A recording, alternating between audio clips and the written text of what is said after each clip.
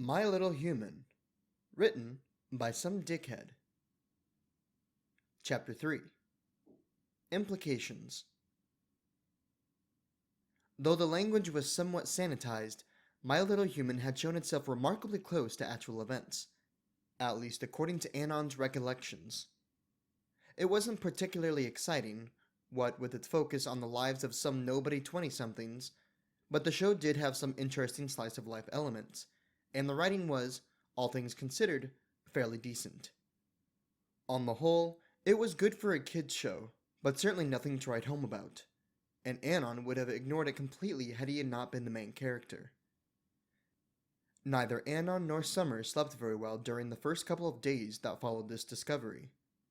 Their time spent almost exclusively learning more about the show and its fanbase. Once the initial shock wore off, and the overpowering sense of cosmic horror lessened a bit, the two had an absolute riot, reveling in a combination of absurdity, narcissism, and smugness. After all, there's something special about seeing fan art of yourself, and Summer couldn't help but laugh at the fact that Anon was already taken. Still, I don't get why so many of these fan fictions have me in a gay relationship with one of my friends. He rested his chin on a hand. What's the appeal? My money's on exposure. Main characters are usually the most developed, so they end up being the most popular. Besides, you six share a lot of screen time, so these ponies probably don't see that as much of a stretch. Makes sense. Still, some of these stories are pretty disgusting. He pointed at the screen. Look, this is scat porn starring my little brother. He's 12. Summer visibly recoiled. Anon leaned forward, his nose nearly touching the screen. Surely there's a point where these writers ask themselves, hey, would my parents be proud of me if they knew I made this? He turned back towards her. Honestly, like a good third of humor shit is sexual. It's just bizarre. Why do you think that is? Anon shrugged. The show's pretty kid-friendly, so I reckon it's the fans. If I had to guess, they're fairly lonely in real life, and so turn to this stuff as a form of escapism. You know, living vicariously through cartoon characters. He clicked around for a bit. Is that Princess Celestia? Looks like it. I have to say, I'm flattered by how big they think my dick is. Anna nudged her shoulder. Bet you wouldn't mind that, eh? She pushed him away. Oh, buck off. You know, I couldn't walk for a week after our first time. He did a little pose. Mares quake in fear of my mighty column, robust in girth and substantial in length. Nani, you're twice my height, she snorted. I'm surprised it fits at all. Anon pulled her close, and she nuzzled his neck. You say that like it's a bad thing. I love you. I love you too. They sat there for a few moments, losing themselves in each other's embrace. When their affection cooled and reality once again reared its head, Summer pulled away and stared him in the eyes. Anon? Yeah? Where do we go from here? He raised an eyebrow. What do you mean? It's just, this entire situation is incredibly disturbing, and even though we're laughing, I can't imagine that either of us are comfortable with it. She tapped her hooves together. Even if nothing changes, the knowledge that this show exists will eat away at us, and we'll be all the worse for it. Honestly, I can't see this ending well. Summer, we've been through some serious shit, and this is no different. Anon pat her head. It might be rough, but we'll get out on top. Don't you worry. She swatted his hand away. This is serious. We can't just sit around and pretend that everything's all hunky-dory. Taking a breath, Summer leaned back in her chair. You could always sue them or something.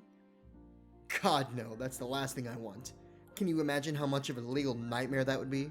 Even beyond citizenship and free speech and shit, Hasbro has a copyright, and they might pull something to try and take me. Her ears wilted. I know, but I'd still like to do something about it, if only to get them off our backs. The best defense is a good defense and all that. Trust me, I get it, but I'd rather not provoke anybody. Why don't we wait until something happens and take it from there? Anon, I really don't think that's a good idea. but then it might be too late. So, you want to jump in blind? No, just She sighed. I don't want to lose you. He kissed her on the cheek. And you won't, but only if we handle this with tact and restraint. He looked up at the ceiling. Oh, we should probably buy a gun, though. She tilted her head. What? You know, a gun. Big metal tube, shoots bullets, makes a loud bang. He made a finger gun and shot it at the wall, making sure to accompany the display with appropriate sound effects. I've never heard of those. You guys have computers, but you don't have guns? What kind of backwards tech tree is this world running? She shrugged. I don't see what the big deal is. We get along well enough without them. I guess. He chuckled. If worst comes to worst, I can just brain them with a table leg or something.